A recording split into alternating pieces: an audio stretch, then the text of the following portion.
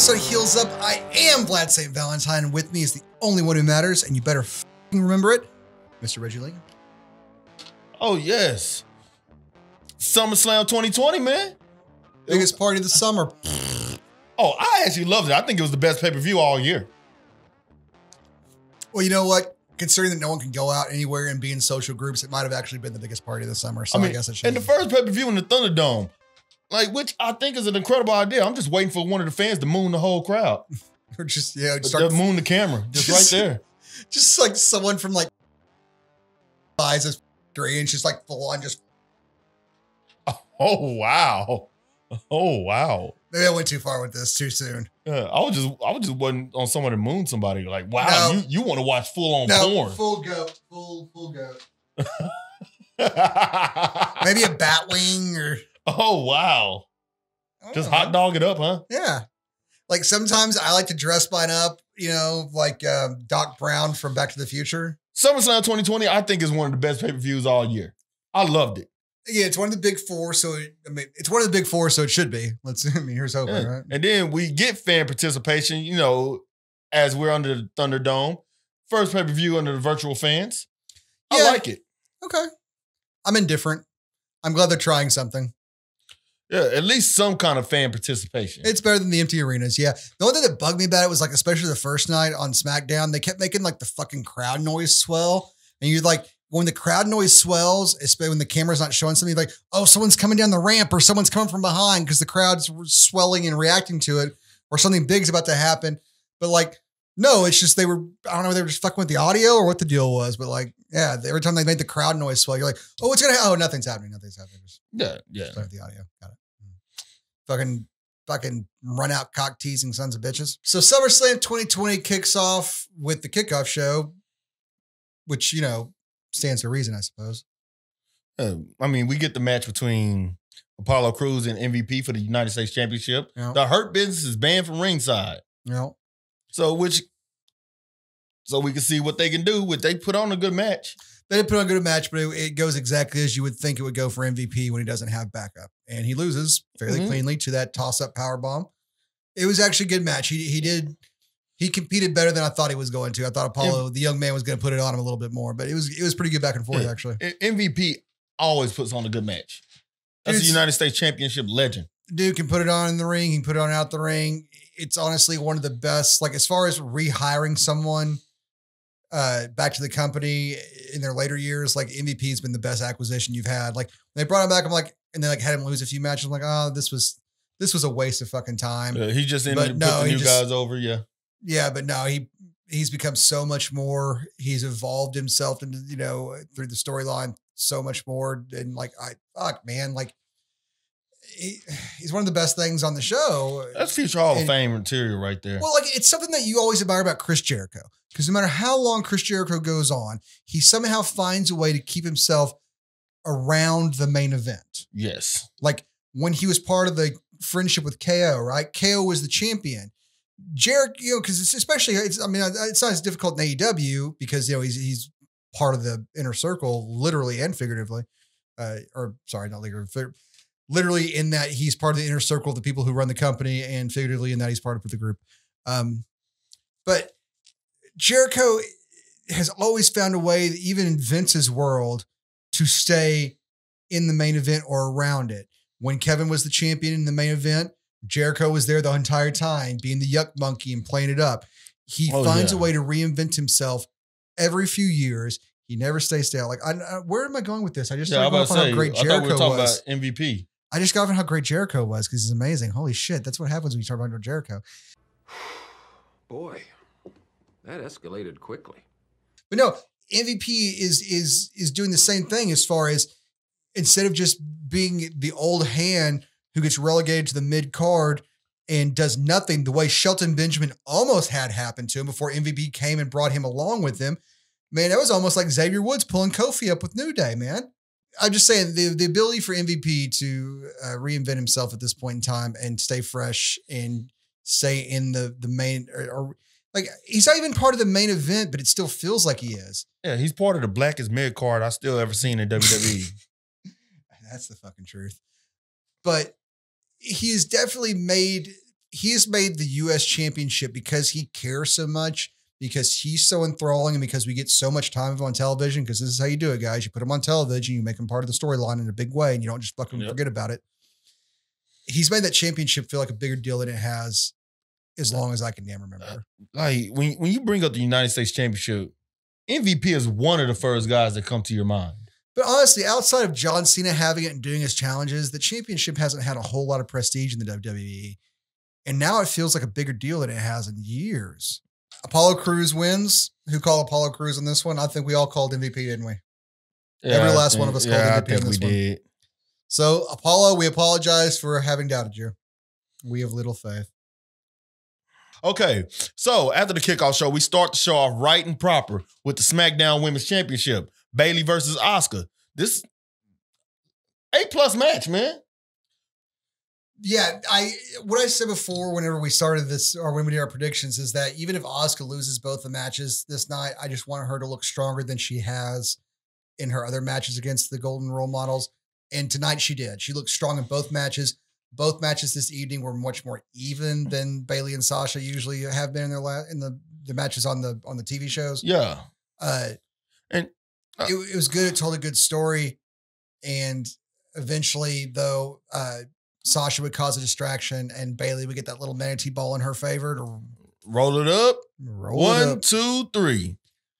But outside of the Bayley retaining and winning by roll up, the storyline in this was that she did some damage to Asuka's knee, which Sasha will, of course, use to her advantage later. But as soon as the match ends, Sasha runs in and starts wailing on Asuka. Her and Bayley hit a couple of double team moves, just trying to weaken her up a little bit more for the match later on that night. So again, Asuka's odds are just stacking up. But it just makes her eventual triumph all the more sweet. Yeah, it tells a great story. And you know what? I know we talk a lot of crap about Sasha and Bayley, but these are the most reliable girls in this women's division right now. No, we talk crap about them because we're supposed to. Because they're supposed to be annoying. They're doing their jobs. They're effective. Yeah. They themselves are incredibly reliable hands inside, outside the ring. They're effective at what they do. Our annoyance with them is supposed to be, we're supposed to be annoyed. So they're doing their jobs perfectly well. So good job, all the ladies. I just tend to tune out when they talk on the microphones because it's the same crap over and over again. However, if you listen to Bayley, when she's not on the microphone, she's just yelling out crap at her match or out at people, in between the match. She's fucking hilarious, man. She is. So good on all the ladies in that match. All the single ladies. You know how that song goes? I don't never listen to Beyonce or Destiny's Child or whoever it was. It was Beyonce. But this ain't about Beyonce. Everything is about Beyonce. She's the queen. No, I'm still mad they casted her in Storm in the new Black Panther movie. I'm pissed off about that. I'd be pissed off if I was her kid and I was named Blue Ivy. Once again. Wait. Before we move on, I forgot. Who did you and Caden pick in that last match? I think I picked Bayley, didn't I? No, you did not. Crap. That's right. Caden and Mr. Reggie over here both picked Asuka to beat Bayley. I, however, picked Bayley to win. That's 1-0, boys. Yeah, you're right. Next match, we go into the Raw Tag Team Championships. The Street Profits versus Angel Garza and Andrade. We all picked Angel and Andrade to move on from this point by getting the belts, but they failed to do so. And at this point in time, they need to be done with the tag team championship scene for a little while. They need to go back and have to face some other tag teams and earn their way back up. But since we only ever have 3 active tag teams at a time, and they've already beaten the Viking Raiders, I don't know who they go damn face, because apparently no one cares about fucking tag team wrestling in the WWE. I know, right? There needs to be more than 3 active teams at a time. Fuck. Like, man, let's put the Hurt Business in there. They could do good. Like, for fuck's sake, the women only have 1 tag team that's actually a true tag team. The Iconics, that's it. Well, the Riot Squad are making a comeback. I guess, but they're more of a stable. They're 2 single wrestlers who will tag together. You know what I mean? Like, they're a stable of 2 just because Sarah's gone. But they started as a stable. Whereas the Iconics all right, we dress the same. We have our name. We come out and do our thing. Like they're a true tag team in the same tradition as Demolition and fucking the Road Warriors. You know, that's what they are from beginning to end. They weren't two singles competitors that they shoved together at one point in time. You know what I mean? Yeah, you're right. You're right. Where are the Dudley Boys of the women's division? Like, where are they at? Like, we have yet to see that. No, and I want that. I want you to give a shit about tag team wrestling because it can be just as engaging as the singles. I mean, I said the last time that was relevant was Money Inc. And I completely fucking whiffed on that one because the last time it was really relevant was when the Dudleys, Edge and Christian, the Hardys were going after it, man. That meant something then, dude. That was a big deal. That tag team division. Hell, that was only 3 teams that were really going after it. And it still was better than what we got going on fucking now because at least all 3 teams looked relevant. You know, you have a clear hierarchy on this one, though. You know what I mean? And I'm sad about the tag division too. Angel, you know, me being a tag team wrestler myself. Yeah. You know, it's kind of disappointing. I agree. If y'all need another tag team, the Soldiers of Truth are available. Dearly beloved, we are gathered here today to mourn the loss of the tag team division. But yeah, the Street Profit match was absolutely amazing.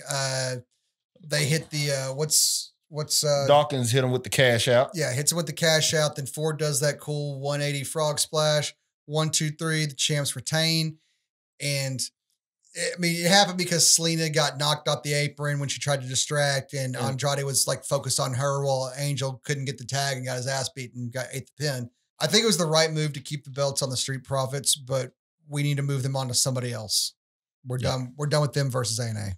Next up is what I would consider the worst match of the night, but it wasn't a bad match. And on top of that, it's actually the worst match of the night for understandable reasons. Well, yeah, the outcome had to come because of things that are happening in real life, and it's unfortunate these things. Mandy Rose versus Sonya Deville, loser leaves WWE, which I'm glad they didn't go with the hair versus hair stick stipulation. So glad they didn't go with that. Well, that changed understandably because, you know, now we had a reason to write Sonya Deville off television, which is what they did in this situation. Because, you know, dealing with that jackass that was, well, I'm not even going to go into the story. Google the story if you need to know, but don't give me more fucking, no, don't give me any more. He don't deserve the credit. More time for our thoughts. God deserves to get his ass kicked. That's about right. But this match was actually a little more even than I thought it was. I thought Sonya was going to kind of like we both picked Mandy to win. Yeah. Although all of us picked Angel and Andrade to win the last match, but we'll ignore that. We both picked Mandy to win, but I honestly thought that Sonya was just going to kick the shit out of her, and then Mandy was going to get one of those little manatee lucky roll ups. But Sonya, being the true friend that she is, because in real life she's a much more severe badass. Let's face it. Yeah, she really is. She gave to her friend Mandy in this match, and she let Mandy throw her around, man. And this was actually a pretty fairly even match. Mandy needed a singles win anyway. She did. It looked pretty good. I tell you though, the worst looking thing of the night though was Mandy Rose trying to do the fucking worm. Oh, I thought it was her struggling with that table backwards. That was terrible. Oh, they call it the caterpillar now. Sorry. Oh yeah, whatever. But yeah, she couldn't. That was an odd. Like Otis needs to teach her how to do that a little bit better. That was awful. That was painful to watch. Yeah, that was. I mean, she does certain types of dancing, but the worm is not one of her dances. I'm sorry, the caterpillar is not one of her dances. All I've got is the electric slide, man. You got more than I got in my repertoire. After this, we go to the Dominic versus Seth Rollins match. Earlier the night, Dom made his dad promise not to get involved, even though he's at ringside, which is really fucking stupid because it's a street fight and you know Murphy's going to get involved. So, like, why wouldn't you ask for all the help you could? It's your first match against an experienced vet. Like, quit your fucking pride, man. Just be like, hey, Dad, why don't you come and bring like a crowbar and some chains and let Mom get some in too. Yeah, dude. And where's KO? Where's Humberto? Where's Ali Oxenfree? Alistair Black. Like bring the whole crew, man, with like guns and knives and like whatever you got, dude. Like it's a street fight. Exactly. And on top of that, there's a Rumble in Brighton tonight. Like just bring it, dude. Come on. Like His mom is tall. I see where he got his height Yeah, from. he had taller than Ray is. Yeah, like I see where the height came from now. What else was super cute though? She was wearing the Louis Vuitton outfit, and like the Ray had like the back of his like mask, like the little part where the laces up. That cloth there was Louis Vuitton, had Louis Vuitton patterned on it too, so they were matching. I was like, oh, that's cute. Oh man, Dom should have came out in a Louis Vuitton singlet or something. Hashtag relationship goals. I want to watch my son get beat with my wife someday. I would say Dom did better than I would expect out of a rookie, but maybe not as good as I would expect out of Rey Mysterio's son. But those, I mean, not taken literally, but Rey Mysterio being his son, that's some big shoes to fill, man. It truly is. And I'm not saying he should live up to that. But I'm going to chalk up a little bit of a little bit of, his, it's jitters. He obviously had some jitters. It was some jitters. It's nerves. It was a little obvious. Now, obviously I can't do these fucking things. So who am I to talk, right? Like, imagine being a child of one of the greatest to ever I don't do even it. think I can do a lockup. The street fight ultimately would end with, like, Dom actually had things pretty well in hand. And I mean, he was getting a little beat up there. But Mom comes out and causes a distraction. And with the distraction, Murphy gets involved. And of course, at that point, Dom's down for the count. You got two people beat down. When Ray tries to get back involved, you got two guys on him. Ray eventually gets handcuffed. And they're about to whip his ass with kendo sticks. Then they notice, his wife is still sitting there. And they start to focus their attention on him. Dom gets up and at least runs them away from, the mom. So it's like, why don't you just go backstage and quit being a fucking liability, man? Like, Mom, me and Dad got this. Well, they did until she came out there and became a distraction. Like, she came out there and put some Beth Phoenix Amazon shit down on him because, again, she's bigger than Ray is. I don't doubt she could do it. Like, I'm not saying that she's helpless. I'm just saying, like, she caused a distraction this time around. I think we all called this one. Yeah. Stomp, 1, 2, 3. Seth drops the keys on Dom and makes him unlock his dad. One more little humiliation as they scamper off, But to be fair, at least he didn't like drop it in a grody ass bathtub like this was Saw or something. So, key to that chain is in the bathtub. So after Seth gets done beating the shit out of Dom, we got the Raw Women's Championship between Asuka and Sasha Banks. Obviously, Sasha's going to have the advantage here. What with not only having champion's advantage, she's also fresher, and Asuka's suffering a knee injury, and she does sell the knee on the way out, which, hey, Seth, watch how to sell an injury throughout the night and not forget about it 5 minutes later. Of course, Sasha keys in on that knee for most of this match, and this was a really good match. Like, very good, man. Both of the matches tonight Asuka put on were just absolutely just amazing. It really was. Like, Asuka might have won the night, man. Honestly, as far as that's tonight's MVP. Yeah, Asuka's tonight's MVP. If you love pure wrestling, like Asuka was the best tonight. She put on two just great matches with two amazing women, and neither one of them were boring or disappointed. They all told a story the whole way through. It was just good wrestling, man. So I definitely recommend watching them. But Bayley tries to get involved the same way Sasha did, and everyone was kind of playing up the fact that she didn't take a hit for Sasha the way that, that Sasha took one for her. But she dodged out of the way of the butt bump, but she caught that back fist on the way around. Like, she still took a fucking hit for Sasha. I don't know what it's complaining about. It's not, Bayley's fault that Sasha can't capitalize the same way Bayley did. Sasha tries to capitalize, but didn't really work out. Ends up in the Asuka lock. Asuka is the new Raw Women's Champion once again. So, and I believe I was the only one who called. No, me and Caden both called because Caden called Asuka for both of them. I called Asuka for this one, so it looks like you're the odd man out on this one. Yeah, brother. I said Asuka was going to lose both, right? No, you said Asuka was going to beat Bayley. Oh, yes. Lose to Sasha. Because you thought it was going to be a role reversal as to who had the women's championship. Yes, you're right. All right, so up next, we got our WWE Championship, Drew McIntyre versus Randy Orton. What could I say about this match, man? Both dudes got color. That was amazing, man. Yeah, dude, because it looked like Drew's was incidental, but it looked like Randy bladed. I can't call it, but you know what? Still. I know it's not supposed to happen in the WWE anymore, so I was surprised both men bled, but This was honestly, you seem to be a little more taken with this match than I was. I felt this was Drew working down to Randy's pace. This was more of a typical Randy Orton match for me. And honestly, I thought Randy had a little more offense in this than he should have. I know Randy's supposed to be the best, but like, you've made Drew into a monster. We saw what Brock Lesnar did to Randy, and then we saw what fucking Drew did to Brock Lesnar. So, but ipso facto, Drew maybe should have looked a little bit stronger in this match. But the thing is, they turned Randy into somewhat of a monster as well now, you know, but not just, but with the legends. Randy's been a vicious strike from the corners, mind game type person. But when it comes to brute force head to head, that's not Randy's game. It never has been. But at the end of it all, Drew wins with a roll up. Well, yeah, they had a nice little exchange. Randy goes for an RKO and Drew pushes him off. At one point, Drew goes for Claymore and just like fucking lands on his ass. And they try and go a little back and forth. And then he just the backslide out of nowhere. And I got to say, man, like I bitch a lot about these roll up finishes and these little fucking manatee balls and shit. And I'm going to keep doing it because this was the most unsatisfying fucking ending.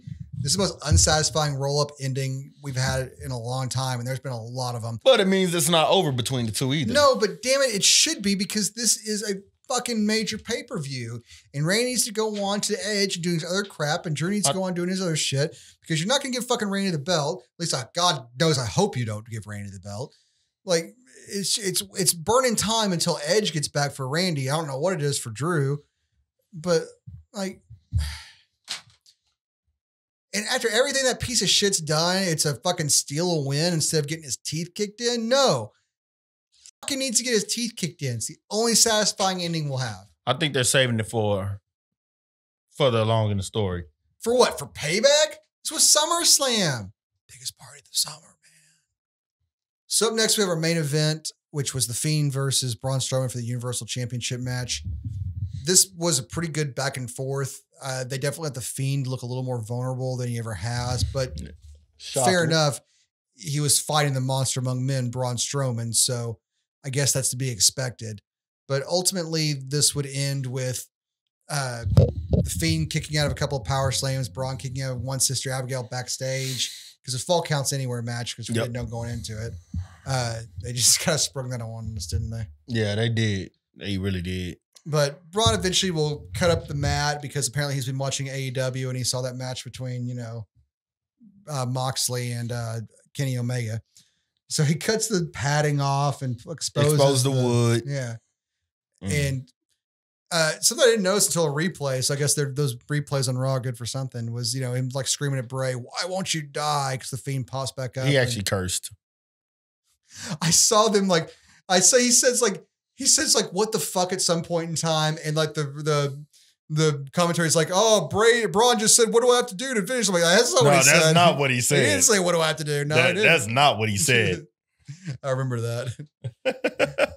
But yeah, man, Bray actually hit some Iranagis on this dude, and like that's a big old boy to be throwing around like that. So pretty cool, man. It is. But two Sister Abigails later onto the wood. 1, 2, 3. Was that less spears than Roman had to give him? Yeah, that was a surprise of the night. Well, no. Just going back to like when Roman had to spear him 12 times to put him down. And I don't remember if that was less spears or more. Was it 2 spears or 3 spears? I don't even remember. I don't either because I blocked everything with Roman Reigns out of my mind. Just like I would like to block out the end of the SummerSlam.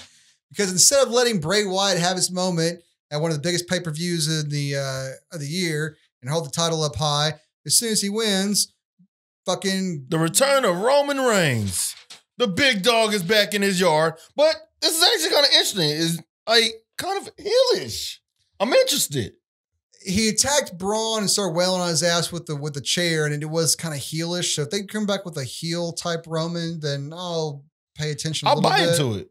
But man, I don't even dislike Roman Reigns. I'm not a Roman Reigns hater, okay? I'm one of those people that's like, you guys push Roman Reigns. I mean, don't be wrong. It's kind of stupid to keep trying to push somebody that the fucking fans don't want because it seems counterintuitive, but you guys want to make money, right? He's not going to be The Rock. He's not going to be the next John Cena. He is a nice upper mid-card, lower upper card, enforcer, brute, tough dude or whatever. But like, he needs to be around this, like, he needs to be where Shinsuke and Cesaro should be. They should all be around the same level. You know what I mean? I'm actually happy to see Roman return. I'm happy to see him back into it. I'm happy to see this new attitude, actually. I would be if it didn't come at the cost of a moment for Bray Wyatt, because it seems like every time Bray Wyatt should have a moment, they fucking have to steal the spotlight and give it to Roman or Cena or some other fucking asshole. I hope to see Bray successfully defend his title. I do too. I'm annoyed that Roman Reigns is back and involved in the main event, just walks in and that's it. We're gonna get a Roman It's his Reigns. yard. It's his yard. This is his yard. Look, man, I'm not 12, so I'm not excited about Roman Reigns. I'm sorry. Like I wasn't excited about John Cena. I'm not fucking 12. I know who it's made for. I get it. I can't complain too much that the guy who appeals to the 35-year-old dude doesn't beat the guy who appeals to the 12-year-old kid. You're trying to sell crap to 12-year-old kids. You're trying to make an experience for them the same way it was an experience for me when I was 12. This is a chance for dads to take their kids to it and the dad buy the merchandise for the little kid. That's what you're worried about. We're about selling merchandise. You're about pushing the guy who sells the most merchandise, and that's the one who appeals to the little fucking kids. I get it. Neckbeards that are 35 that live in their fucking grandma's basement don't have money to buy t-shirts. Fucking, dads with their kids have money to buy t-shirts and stuff. I get it. I get what you're doing. I understand it. But as far as the storyline goes, and me as a consumer who's been invested since I was that little kid, has the right to complain when the storyline is fucking stupid. And I don't mind Roman coming back. I don't mind Roman being your guy. What I mind is that it coming at the expense of Bray Wyatt once again. Just let the man have a moment. Fuck. All right, guys. Thank you so much for being here at this pay-per-view review. I will have to put up the chart and do it in a second, but I'm pretty sure, I think I beat you guys 6-3. Yeah, you won again. That's 2 in a row, ladies and gentlemen. I cannot be defeated. So that's it for our 2020 SummerSlam review. I am the one that matters, Reggie Lincoln, and this is Vlad St. Valentine. It's always been a pleasure, man. Always, always. The biggest part of the summer, hot dogs, s'mores, people getting hit with chairs, good times. Oh, yeah. Sounds like my family reunions. Hell yeah. But yes, please like, share, subscribe. And if there's any companies out there that want to endorse us, we want some alcohol company to endorse us, or one of those companies that like to shave their balls or something. Yeah, you're really in the ball shaving department. I just would like some scotch. Yeah, I'd endorse. If one of you out there watching just wants to send me scotch, I won't even check it for roofies. I don't care. I'm that desperate. Or even one of those ticket companies, that sell seats and all that stuff that gives us a code or something. I'm not saying names of any companies because they're not endorsing us yet. Of the 10 people who watch these fucking videos, one of them is going to be an executive for one of these fucking companies.